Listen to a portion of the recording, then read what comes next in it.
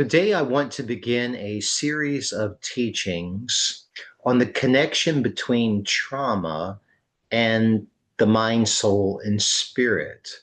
I think this will be an invaluable help to those who are either going through traumatic events in their life and experiencing what we would refer to as post traumatic stress symptoms, or for the individuals in the helping community that want to help and to offer support for individuals going through those memories, those past events, and to bring them to a place of help and restoration. So that's what this is all about. When I say trauma, what do you think about? What immediately comes to your mind? For most people, they give me an answer such as, well, that's like when a war veteran comes home and they've come back from a war zone and now they startle easily and they have nightmares and it's impacting their lives dramatically. And yes, that is a good example of a traumatic event and what post-traumatic symptoms might look like. However, according to the literature over the last several decades, we know that trauma is not just a large event in our life, that trauma can be very complex. And if endured over time, an individual can have the same type of post traumatic stress symptoms. For example, that might apply to a child who is neglected and not shown love. That might be symptomatic of an adolescent who's bullied in school and feels different. That might be symptomatic of a spouse being psychologically and physically abused over time. What happens in those consistent, reoccurring traumatic events, those complex events, though it can't be compared to a war zone or the falling of the Twin Towers. What it does tell us, especially from the literature and what we know about the neurological makeup of our bodies, that many of those individuals experience the same type of post traumatic symptoms. And it might result in increased anxiety, depression, irritability, a startle response, nightmares, difficulty being able to maintain relationships or careers, a number of things. But it's not just these large, incredible events which are traumatic. But for most of us, we've dealt with complex traumas over our lives. And when you examine your own life and when you begin to work with others, you certainly find this coming to the surface. These events are not just in our memory, but the responses and the memory are deep within our neurological system, and the pain and the reaction lodges in our very body. So, to help us in this study, I want to bring much of the research from the book, The Body Keeps the Score, that was written in 2014 by Bessel van der Kolk. Van der Kolk, in his book, The Body Keeps the Score, has been what we would refer to as a sentinel book. It's really helped us understand trauma in ways that we really didn't look at it before.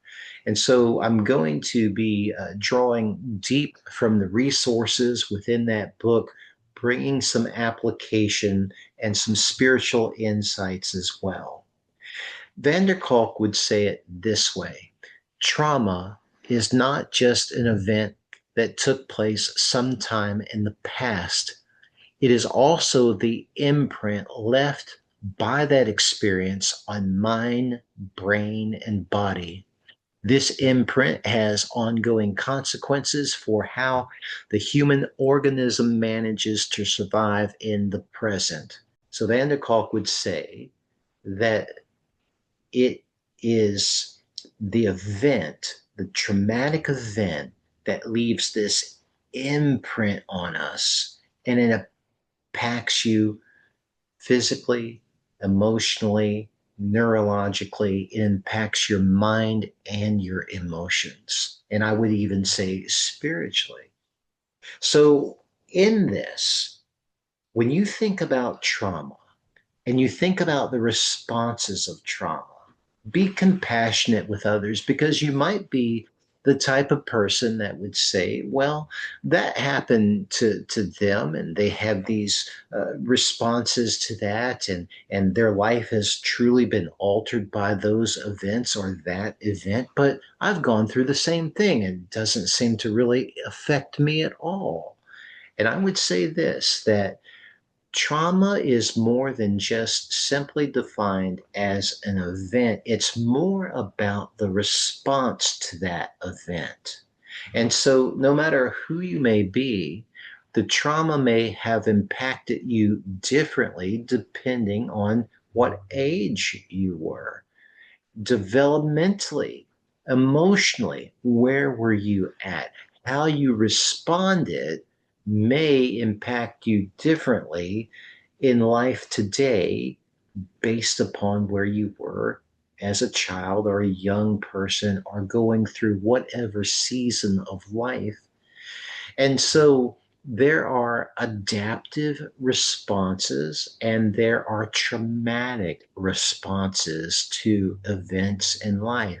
And some people have a natural adaptive response and they power through things and they get through things. Other individuals, due to where they may have been emotionally or mentally or spiritually in their life, may have had more of a traumatic experience with the same or a similar event. So, trauma is not all created equal, and our responses to trauma are very unique as well. And so, within all of this, there is help, there is hope, there is restoration, and the symptoms are real. And there are researched, evidence-based best practices to manage the symptoms, to get through life, to show up as your best self. And then I would also say this from a spiritual perspective, there is healing, there is hope, and there is strength that God gives us in life to endure, to persevere, and to prevail. And so God bless you as we take a deeper dive into this idea of the body keeps the score. The word trauma actually means wound. The etymology of our word trauma comes from this place where it's very descriptive of a wound. What do you know about wounded people? Well, wounded people walk through life and they're very protective and guarded about their wounds because they don't want to be wounded again or hurt by somebody. And so the walls are up, they're very protected, they're very shielded. And many times, individuals who have been traumatized, who have gone through traumas in their life, are very much the same. And what we know about the neurological research is that these wounds, these events in life, are in our memory, they are in our neurological system, and they lodge in our body and they make us react and overreact or underreact depending on what the circumstance is. Here's what I'm saying, that trauma and post traumatic stress is more than just a memory or an emotional problem, that trauma truly affects the whole person. And so I want to share with you how trauma impacts the body, our brain, our relationships, and our very core identity as a person. As mentioned previously, we all have either an adaptive or traumatic response in traumatic events. We're designed that way. And so I want to talk to you about trauma in the brain, how trauma impacts and affects our neurological system. God has created you in such a wonderful way. He has given you this autonomic nervous system, and it is designed to save your life, to protect you. And so there's been much research done around the fight, flight, or freeze response. And what does that look like, and what does that really mean? Well, you've experienced it probably multiple times in your life. If you have ever driven on a highway or down a busy city road in your city, and a car pulls out in front of you, swerves in front of you, and all of a sudden you go from the prefrontal cortex of your brain where you're thinking, you're processing, it's the place of executive function, and you immediately go back to the very base responsive part of your brain and you fly into action. You swerve the wheel, you hit the brake, and immediately, without thinking, you go right into that mode, and going into that quick reactive state saved your life. It caused you to respond quickly without thinking, and that is the fight, flight, or freeze response. And so in a traumatic event, the nervous system works the same way. You go into this fight. I have to protect myself. I have to go into action, adaptive, or freeze. You might run away, shut down, disappear, or you might freeze. You might just wall off emotionally, block things out, shut down emotionally. What happens in a traumatic episode when someone has been traumatized, many times they get stuck in this place of fight, flight, or freeze. And the way that manifests and shows up in life is you might see somebody who is overreactive, ultra sensitive, or perhaps not able to display emotion. They shut down, they're very guarded, they can't receive love, they can't give love. And many people who have been traumatized, they stay in that constant state of fight or flight, and it is a neurological system, and now they're stuck.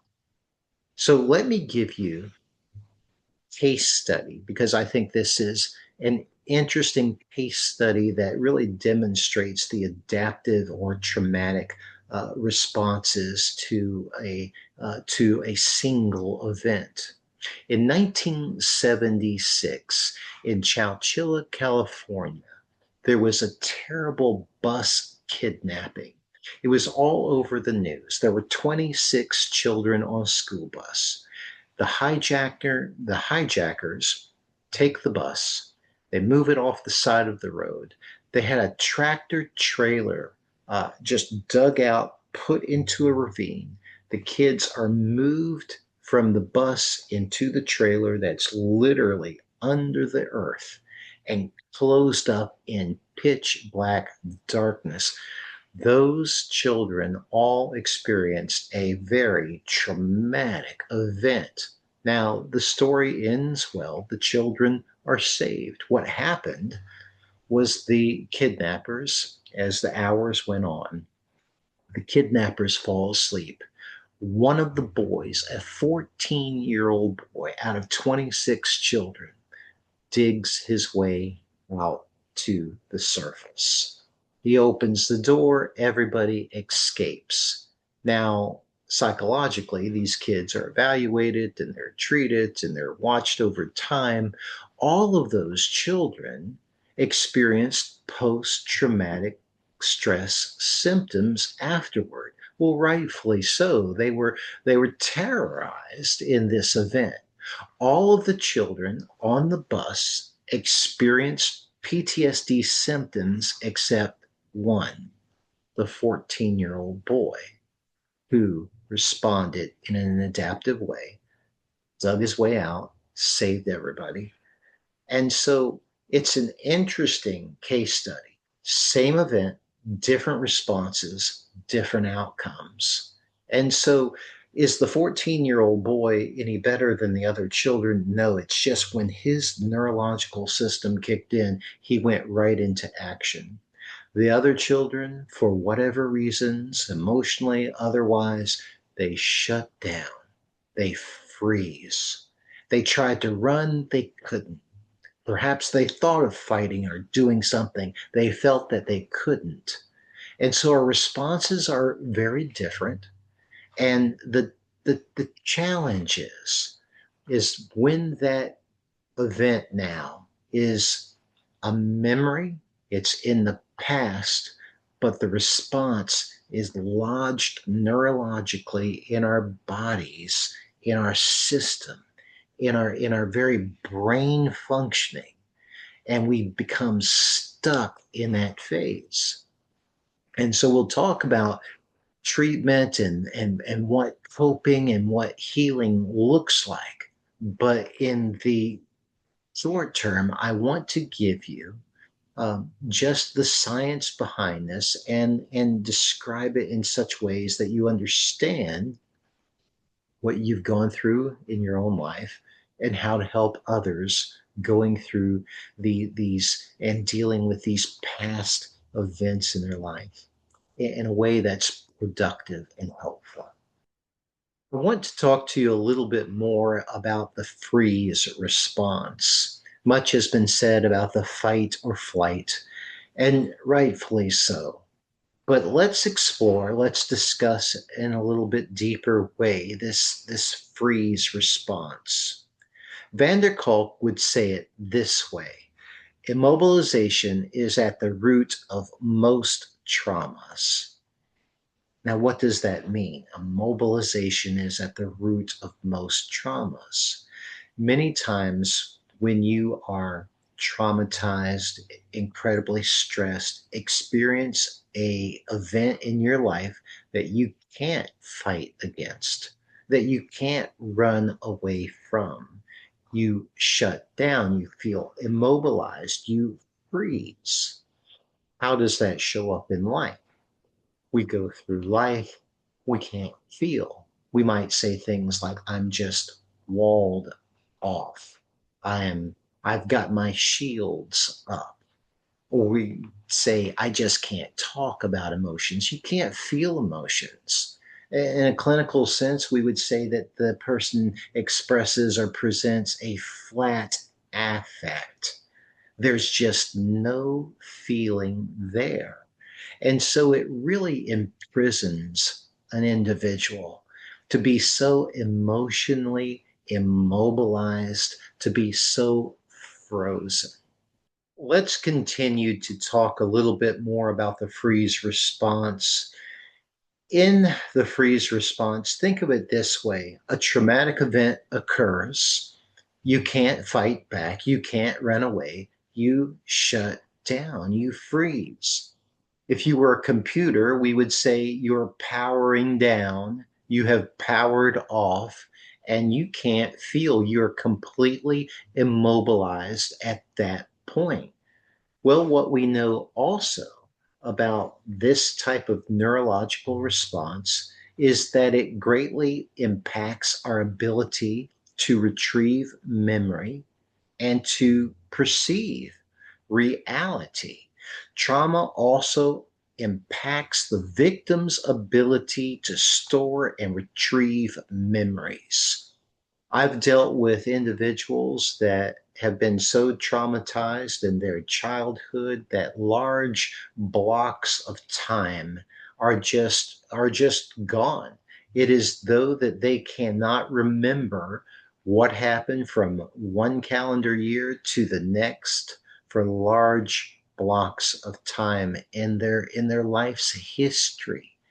It's just blocked out. They can't retrieve it. They don't know because during that time, it was so stressful. It was so intense. They shut down. And now it's as though during that time, they didn't live. And for the most part, they probably didn't. They were probably withdrawn into their own world for many, many, many reasonable reasons. And so in treatment and in therapy, it is even painful to go back to retrieve that memory. Sometimes you do more damage than good because to go back and to try to retrieve that memory puts them right back into that fight or flight freeze response. And it can be explosive. It can be very re-traumatizing. In a sense, all therapy modalities that utilize some sort of trauma intervention all have a tendency to go back, to go forward. And there's value in that. However, the individual has to be prepared and has to be ready to make that journey to go back to reframe and to heal and to relive. And if they're not ready, you could do more harm than good. So um, it is not it is not advisable for the novice to do that type of work. What I recommend, especially for care counselors, lay counselors, pastoral counselors, let's work where people are. We'll give you some techniques, we'll give you some guidance to work through traumatic events, but going back too soon could cause more damage than good because trauma impacts the way we perceive things. And if a child shuts down or blocks a memory, there's a good reason for that. Healing can occur, needs to occur, but timing is everything, and building therapeutic trust is essential in this process. I would also say that according to the research, there's much that's been also demonstrated and said about neurologically the way traumatized individuals are able or not able to perceive. They've even done things like given a blindfolded person who's been traumatized things like a, a quarter or a keychain. Well, most people would be able to identify the shape and say, oh, that's a keychain. But sometimes a traumatized person is so impacted neurologically that they can't even identify the most common of objects if through their touch. And what that tells you is that they have so shut down, have so immobilized that they are in a place of a protective state, and their ability to perceive, to feel, to have access to the senses is greatly diminished. For some traumatized people that have been immensely traumatized, so severe, significant cases, it's said that they can't even recognize their own face in a mirror. Trauma results in a fundamental reorganization of the way the mind and the brain manage perceptions. It changes not only how we think and what we think about, but also our very capacity to think. In the book, The Body Keeps the Score, one of the things that Van der Kolk tends to really appreciate is the Rorschach test, which had been kind of dismissed for quite some years. But what he has found is that traumatized individuals, when they look at the ink blots, they see a very different image compared to a person that does not have the symptoms of post traumatic stress. So, what are you saying? I'm saying that when you work with individuals with post traumatic stress, traumatized individuals, or even processing your own trauma, that there must be deep considerations made to the woundedness of the individual that you're working with. And so you can go and sit with them, share space, but go cautiously and go prayerfully and be very patient in this process, because for years they have carried this pain, and for years they have adapted to life in one of these responses. And so you may be dealing with a person that's very protected for good reasons. And so this is just part one in our series. As we go further into the book, The Body Keeps the Score, we'll talk more about healing and treatment and what that looks like. But in the very beginning stage, we're trying to lay a foundation of understanding and educate you to the ways that the brain and the body and our whole life is greatly impacted through traumatic events.